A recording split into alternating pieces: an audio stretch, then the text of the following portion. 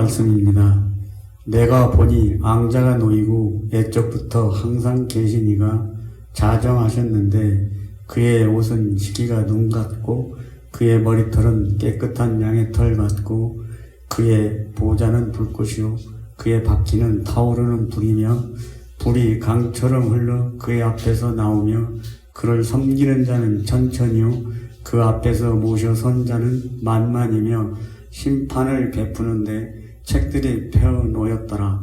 내가 또 밤 한상 중에 보니 인자 같은 이가 하늘 구름을 타고 와서 옛적부터 항상 계신 이에게 나아가 그의 앞으로 인도되매 그에게 권세와 영광과 나라를 주고 모든 백성과 나라들과 다른 언어를 말하는 모든 자들이 그를 섬기게 하였으니 그의 권세는 소멸되지 아니하는 영원한 권세요 그의 나라는 멸망하지 아니할 것이니라. 서신의 말씀입니다.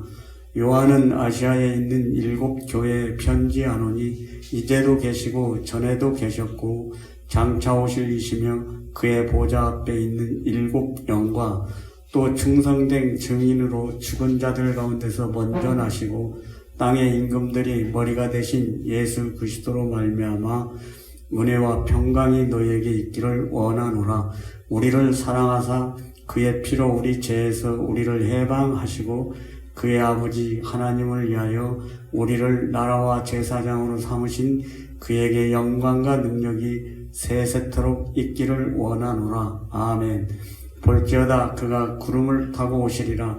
각 사람의 눈이 그를 보겠고 그를 찌른 자들도 볼 것이요 땅에 있는 모든 족속이 그로 말미암아 애곡하리니 그러하리라. 아멘. 주 하나님이 이르시되 나는 알파와 오메가라. 이제도 있고 전에도 있었고 장차 올 자요 전능한 자라 하시더라. 복음의 말씀입니다. 이에 빌라도가 다시 간정에 들어가 예수를 불러 이르되 내가 유대인의 왕이냐? 예수께서 대답하시되 이는 내가 스스로 하는 말이냐? 다른 사람들이 나에게 대하여 내게 한 말이냐? 빌라도가 대답하되 내가 유대인이냐? 내 나라 사람과 대제사장들이 너를 내게 넘겼으니 내가 무엇을 하였느냐? 예수께서 대답하시되 내 나라는 이 세상에 속한 것이 아니니라. 만일 내 나라가 이 세상에 속한 것이었더라면 내 종들이 싸워 나로 유대인들에게 넘겨지지 않게 하였으리라. 이제 내 나라는 여기에 속한 것이 아니니라. 빌라도가 이르되 그러면 내가 왕이 아니냐? 예수께서 대답하시되 내 말과 같이 내가 왕이니라. 내가 이를 위하여 태어났으며 이를 위하여 세상에 왔나니 곧 진리에 대하여 증언하려 함이로라. 무릇 진리 속에 속한 자는 내 음성을 듣느니라 하신대. 다 함께 설교전 기도를 합니다. 말씀 앞에 하나 된 우리들은 하나님의 자녀로서 한 마음으로 하나님께 예배드리오니 말씀으로 여기에 임재하셔서 부끄러운 사연으로 가득한 우리의 마음을 정결하게 하여 주사 온전한 정신과 믿음으로 바른 말씀을 분별할 수 있게 해주십시오. 예수 그리스도의 이름으로 기도드립니다. 아멘.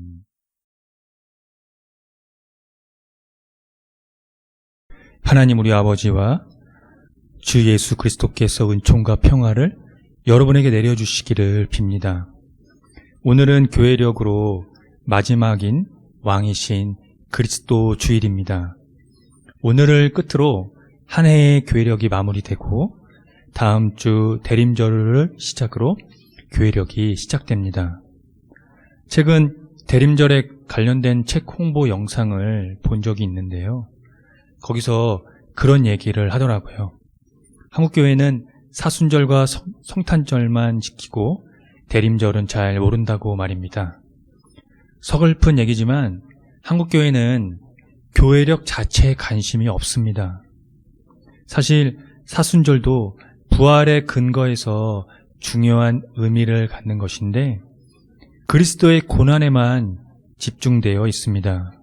그런 마당에 초기교회의 근간이 되는 부활의 공동체의 의미는 퇴색될 수밖에 없습니다.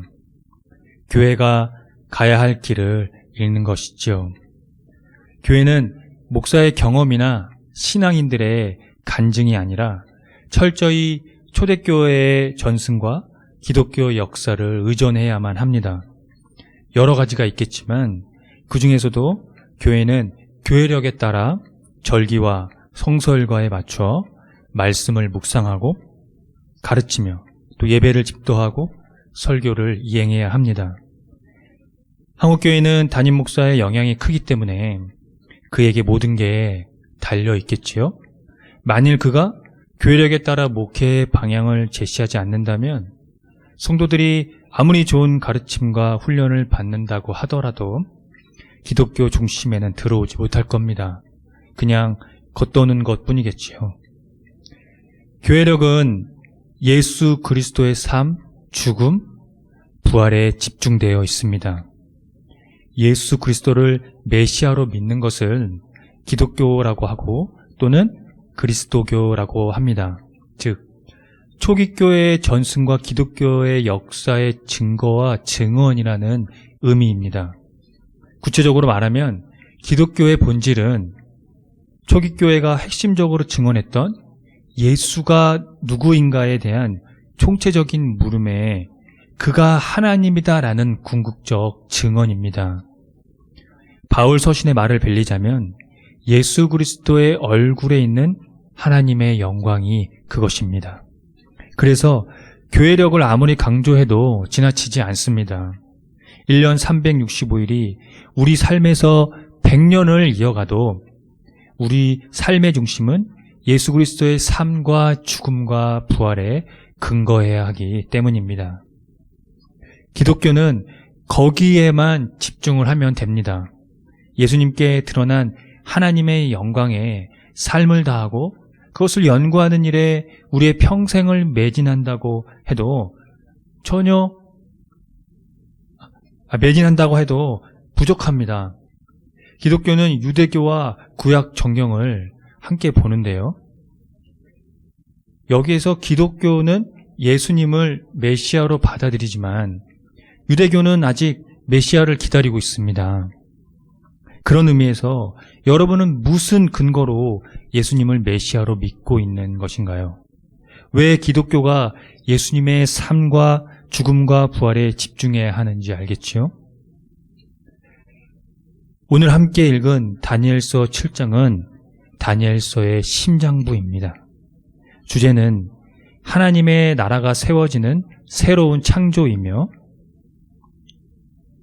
그 창조를 위해 위임된 권한이 인자의 모습을 한 이에게 주어진다는 묵시 문학입니다.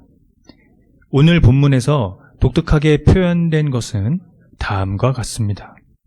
옛적부터 계신 분, 심판의 시작, 하늘 구름을 타고 오는 인자 같은 이, 옛적부터 계신 이가 인자 같은 이에게 권세와 영광과 나라를 위임이 그것입니다. 옛적부터 항상 계신 분이 열방을 심판하는 천상의 장면이 묘사되고 이 땅의 모든 권세를 그 옛적부터 항상 계신 이에게 바치는 장면으로 마무리됩니다. 이 묵시의 의도는 하나님의 정의와 통치입니다. 옛적부터 항상 계신 분은 심판자로서 하나님을 가리키고 인자 같은 이는 문자적으로 인간 존재를 가리킵니다.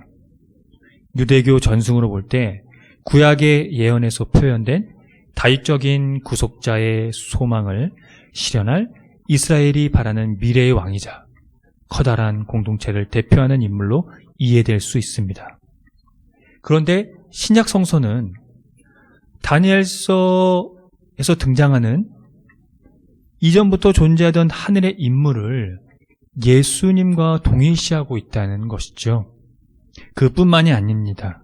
장차 도래할 종말론적인 재판장을 예수님으로 규정하고 있습니다.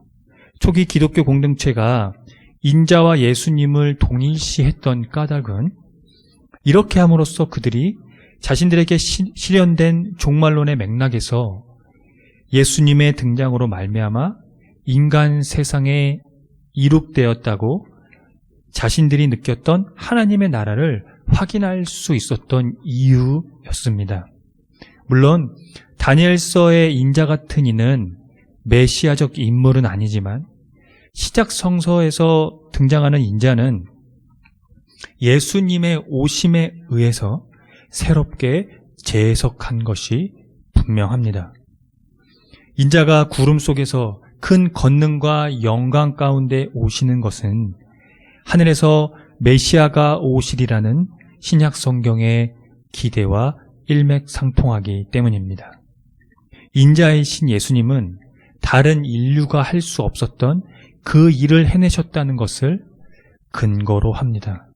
우리는 그 근거로 인해서 지금 이 자리에 있는 것입니다. 요한계시록의 저자는 다니엘서의 옛적부터 항상 계시니와 인자 같은 이에 대해 새로운 해석을 계속해서 이어갑니다. 지금도 계시고 전에도 계셨고 또 앞으로 오실 분이 그것입니다. 특별히 여기서는 예수님의 이름에 대해 세 가지로 표현합니다. 신실한 증인, 죽은 사람의 첫 열매, 땅 위의 왕들의 지배자가 그것입니다. 세 개의 서술어는 그리스도론에 포함됩니다. 그 이름에 중심이 되는 진술이 있습니다. 예수 그리스도께서 우리를 사랑하시며가 그것입니다. 우리들에 대한 사랑으로 구세주는 자신의 운명을 감수하며 사랑으로 그는 우리들을 하나님의 나라에 참여하신다는 것입니다. 이렇게 예수님에 대한 새로운 해석에 힘을 더 실는 것은 하나님의 초월성과 유일성의 맥락에서 예수님에 대해 하나님이 사용하신 언어를 자기 칭호로 같이 사용시킨다는 점입니다. 그것이 바로 나는 알파요 오메가다입니다. 해석하면 처음과 나중입니다. 처음에는 따로 쓰였지만 마지막에는 예수님 자신을 가리키는 말로 같이 등장을 하고 있습니다. 예수님이 하나님의 영원한 존재의 충만함에 존속해 있다는 것을 분명하게 말하기 위한 수사입니다. 예수님과 하나님은 아주 긴밀하게 일치되기에 인류를 향한 하나님의 미래는 예수님의 재림이 된다는 것이 기독교 역사를 관통하는 신학입니다. 초기 교회가 예수님에 대해 하나님의 초월성과 유일성인 알파요 오메가를 해석하고 일치시킬 수 있었던 궁극적인 이유는 그가 가져오신 하나님 나라에 있었습니다. 예수께서 유대인들의 손에 이끌려 빌라도의 관저에 섰을 때입니다. 예수님은 빌라도에게 유대인의 왕이냐는 질문을 받게 되죠. 이에 예수께서 대답하셨습니다. 내 나라는 이 세상에 속한 것이 아니요. 요한복음에서 세상은 하나님을 거스르는 악과 반역의 근원입니다. 예수님은 자신의 나라가 현세적인 기원이나 특성을 지닌다는 것을 부정했습니다. 만약 그분의 나라가 일반적인 형태라면 제자들은 그 나라가 다른 사람의 손에 넘어가지 않도록 싸워서 막아야 했습니다. 물론 제자들은 그럴 뻔했고 예수께서는 이를 저지했습니다. 예수께서 가져오신 하나님 나라는 쟁취로서의 나라가 아닙니다. 폭력을 폭력으로, 무력을 무력으로 가져온 것이 아니라 하나님께 순종하심으로 하나님 나라를 가져오신 것입니다. 즉, 폭력이 아니라 순종으로의 통치입니다. 이것이 바로 예수님을 하나님의 초월성과 유일성에 일치시킬 수 있었던 근거입니다. 이것이야말로 하나님 나라의 진리의 요체입니다. 예수님은 그 진리 자체이며 증언이 되십니다. 이 진리가 세상의 진리와 충돌할 때 우리는 예수 그리스도께서 순종으로 가져오신 하나님 나라를 보게 됩니다. 알파여 오메가, 처음과 나중이신 하나님의 근본이신 예수님이 여러분들에게 왕으로 오셨습니다. 그 순종의 근거가 여러분들의 심장에 들어왔다면 말입니다. 함께 기도하겠습니다.